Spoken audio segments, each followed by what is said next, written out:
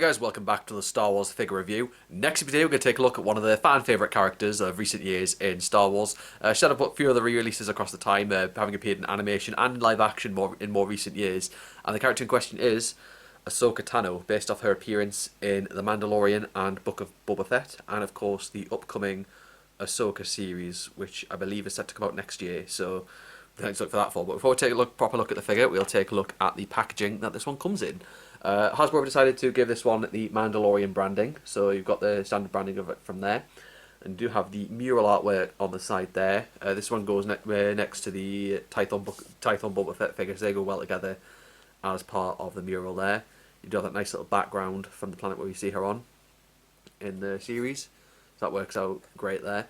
And on the back there you do have the bio that you can quickly pause and read if you'd like to, because there's plenty there to know about. There's of course a better picture of the character there on the side there, with of course the number being number 19 in the line of Mandalorian action figures. There's a good little packaging there, standard black series as we know now. Of course the plastic bubble that we have on this will be disappearing very soon. It's going to be a plastic free packaging. I'm for that. It's all good. I mean, there's an opener. I'm not really a mint in box display. I have a few that I keep around, but this is not going to be. It's not going to fuss me too much. But of course, I get the whole argument of not being able to see the figure inside the packaging. It's it's a decision they're making, and I think if that's their way of doing it to be friendly, that's a good enough reason. But it will be missed. Let's be honest. Being able to see the figure like this will be missed when it changes around. I know there's been a few revealed already, so yeah. But yeah, it's going to be a shame, but at the same time, I'm very well for it as well. So yeah, that's going to be a very different look that the packaging will have when that time comes around. So yeah, that is the Mandalorian Ahsoka packaging there. So now we can take a look at the figure in question. So of course in the Mandalorian and in the Book of Boba Fett, and of course in the upcoming Ahsoka series, Ahsoka has been played by Rosario Dawson. So this time they have a live action likeness to give the character, as opposed to the animated live action conversion likeness that they've given to the Ahsoka from Rebels, and of course the season 7 of the Clone Wars Ahsoka. But using the photo reel, they've really captured where the look for Rosario Dawson, that got the emblem on her forehead there, like the clones even had in the Clone Wars episode there. Just all the live action capturing there this time, giving the character everything that needs to be given. Now Hasbro have gone all out this time, and there's a tiny bit of reuse in the legs because they've taken the Throne Room Boba Fett and Tython Boba Fett legs.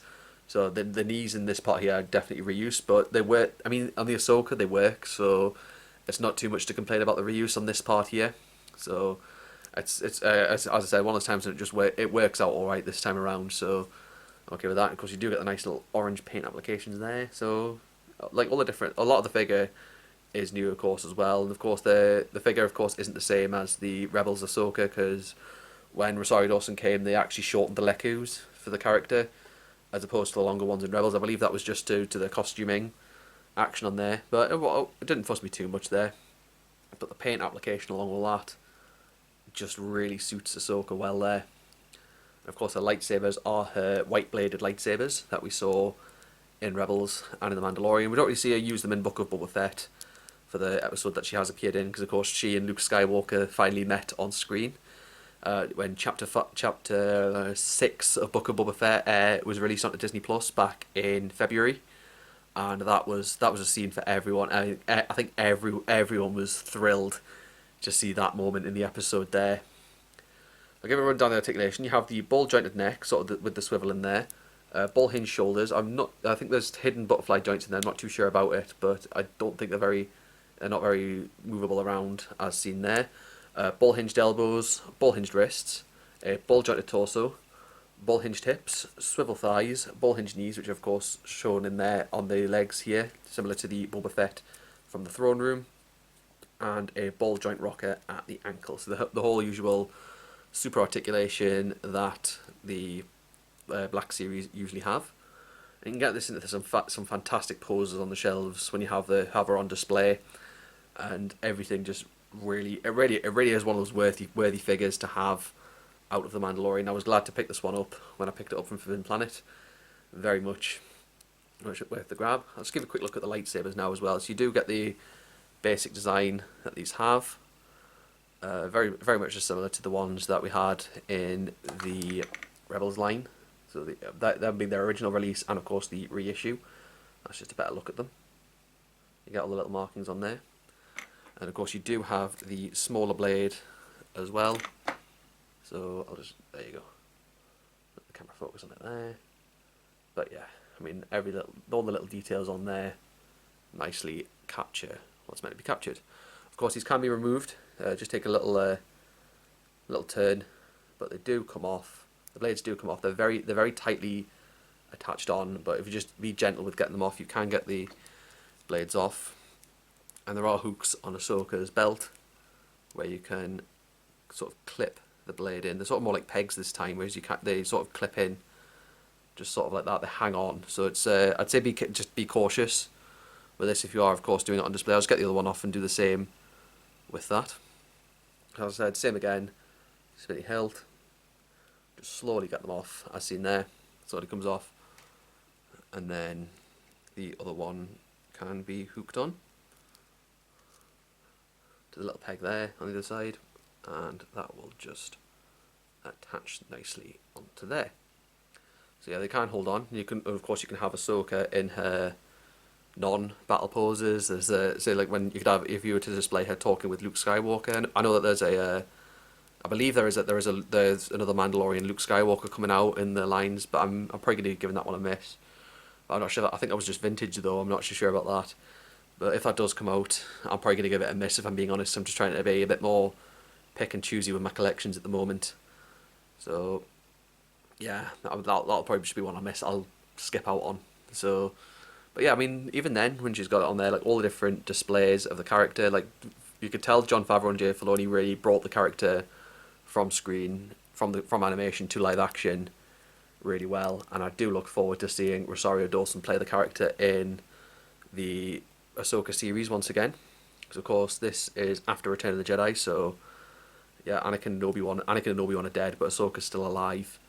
And of course, as I said, she appeared in The Mandalorian first, saying she wouldn't take Grogu, and then she eventually appeared at Luke's Jedi Temple, which is of course the one from The Last Jedi.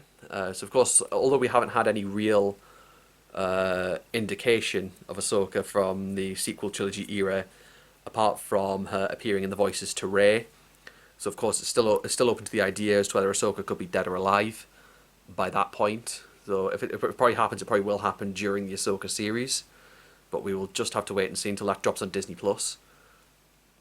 But I mean, as I said, just giving another look at that facial sculpt. I'm going to zoom in on it because it just looks better when you zoom in. Like, that is just excellent there. Just giving a full look.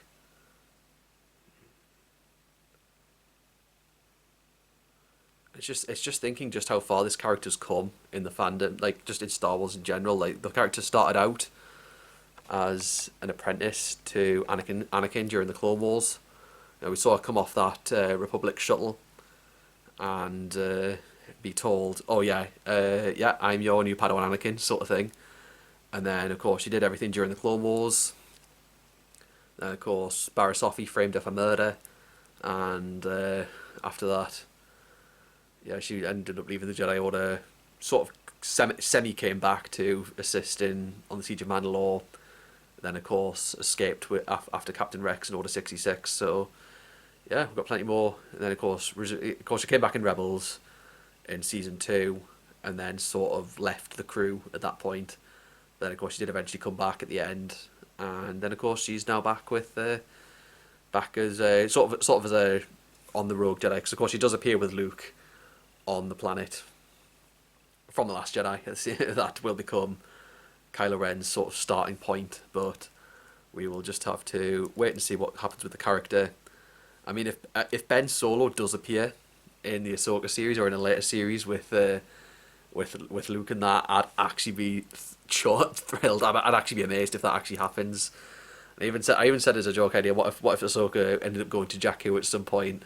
But I feel that could be too much of a stretch if she did end up going there, even briefly. So, yeah. I mean, this is Ahsoka Tano in live action, and Hasbro have just done really well to capture the figure. to get the character in live action form. Now that they finally have the ability to do this with Rosario Dawson playing the role, and they've delivered well. I mean, she's one of the most popular characters out of the modern generation of Star Wars fans. So, and it's good to see the Hasbro doing well and giving us kind of what we want with it in regards to this, and still giving the character.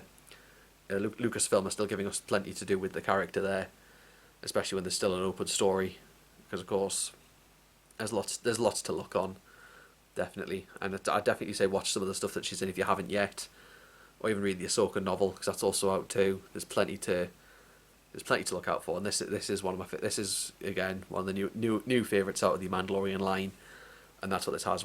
Definitely a top-notch figure. Like all the little sculpting and the paint application, all done really, really well. And just a heads up to Hasbro on that. Even if there is that tiny bit of reuse in there, it doesn't matter to me. That all works fine. So yeah. So I've enjoyed looking at Ahsoka Tano from The Mandalorian. And I'll just give a small zoom in again, so you can get a better look there. But yeah, I do hope you enjoyed that, as I said there. And do drop a like on this video if you enjoyed it. Leave a comment, subscribe, hit that notification bell. And I'll see you in the next review.